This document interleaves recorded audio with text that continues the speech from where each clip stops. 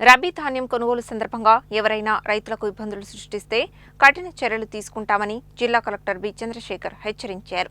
జిల్లాలో ఈ రబీ సీజన్లో ధాన్యం కొనుగోలుకు గాను 400 ధాన్యం కొనుగోలు కేంద్రాలను ఏర్పాటు చేసినట్లు తెలిపారు. మంగళవారం జిల్లా కలెక్టర్ బి చంద్రశేఖర్ శాలికౌరారం మండల కేంద్రంలో భువనగిరి పార్లమెంటు సభ్యులు చామల కిరణ్ కుమార్ రెడ్డితో కలిసి పీఏసీఎస్ ఆధ్వర్యంలో ఏర్పాటు చేసిన ధాన్యం కొనుగోలు కేంద్రాన్ని ప్రారంభించారు. అంతేకాక శాలికౌరారం మండలం బైరవుని బండలో తుంగతుర్తి శాసనసభ్యులు మందుల శామెల్ ఐకేపీ ధాన్యం కొనుగోలు కేంద్రాన్ని ప్రారంభించారు.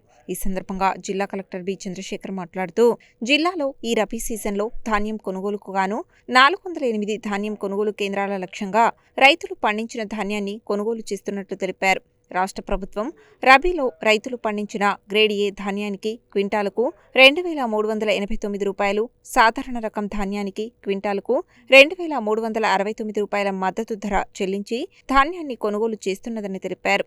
ధాన్యం కొనుగోలు కేంద్రాలలో అవసరమైన అన్ని ఏర్పాట్లు చేశామని, కొనుగోలు కేంద్రాలలో ధాన్యం సేకరణ సవ్యంగా జరిగేందుకు గాను తనతో పాటు రెవెన్యూ అదనపు కలెక్టర్, మిర్యాలగూడ సబ్ కలెక్టర్, ఆర్డీఓలు, సంబంధిత తహసీల్దారులు, పౌర సరఫరాల అధికారులు నిరంతరం ధాన్యం సేకరణను పర్యవేక్షిస్తున్నట్లు వెల్లడించారు. రబీ ధాన్యం సేకరణకు సంబంధించి కొనుగోలు కేంద్రం నిర్వాహకులు లేదా ధాన్యం దిగుమతి చేసుకునే విషయంలో మిల్లర్లు రైతులను ఇబ్బందులు పెడితే కఠిన చర్యలు తీసుకుంటామని ఆయన హెచ్చరించారు. ధాన్యం సేకరణపై సోషల్ మీడియాలో వచ్చే పుకార్లు, వదంతులను నమ్మవద్దని ఆయన కోరారు.